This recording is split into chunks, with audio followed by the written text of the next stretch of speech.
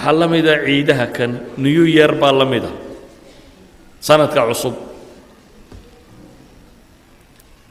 sanadkan cusub ee January la sheegayo ugu horeyn Julius waqtigiisii baa loo dabaaldegay waqtiga ugu horeeya waa 45 BC ee loo dabaaldego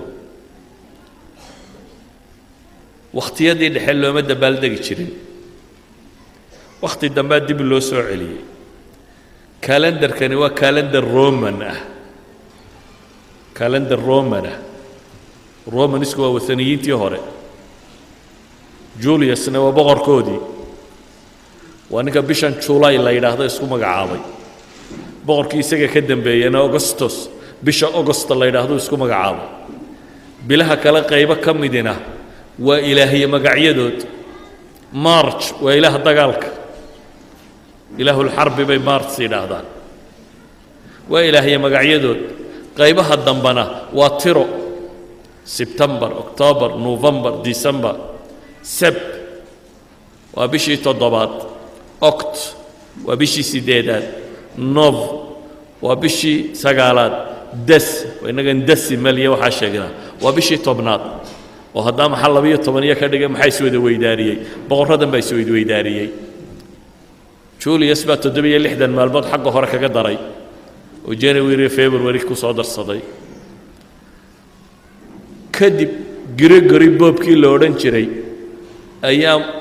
Julius waqtigiisii bish sanadka waxa la xisaabin jiray 365 iyo 0.24 waxa la ogaaday in xisaabtaas ay qaldantay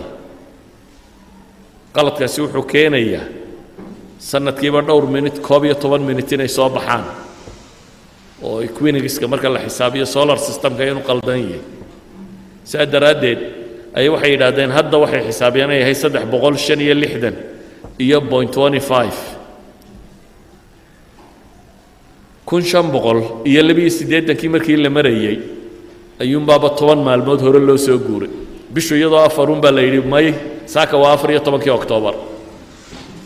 khamiis oo bishu afar tahay jimciga ku xigay ayuuma la yiri khamiistani waxa weeyaan waa khamiistii 14aad bay ahayd maalinta ku xigtaana 15 bay noqonaysaa ingiriiska diiday 200 sanadood in ku dhadhow buu diidanaa ingiriisku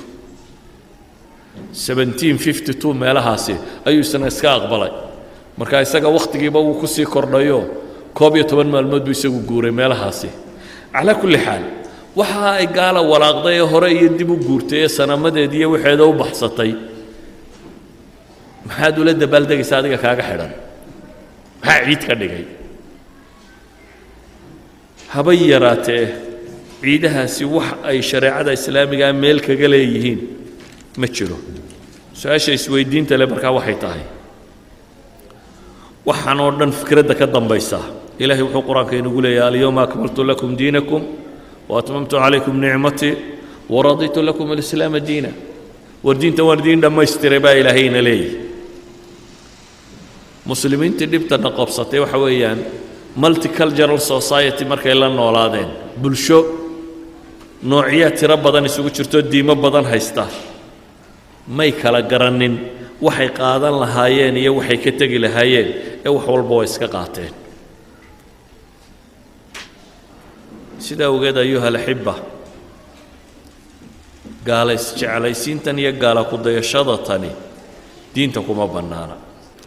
wuxuu nabigu ina leeyahay alayhi salaatu wasalaam iyaakum wa muhdithaat al-umur war waxaan idin ka digayaa bid'a cusub ay yimaada fa inna sharru al-umuri muhdathatuha bid'a yimaada kuwa waxa ugu sharka badan leh muhdathka waxa ahay bid'a kamida wa kullu muhdathatin bid'a kastana muhdath shay kasto la soo dariyayna waa bid'o haddii bid'ada muslimku soo dariyay xadiidku uu ka digayo bid'ada kristanku keenay ka waran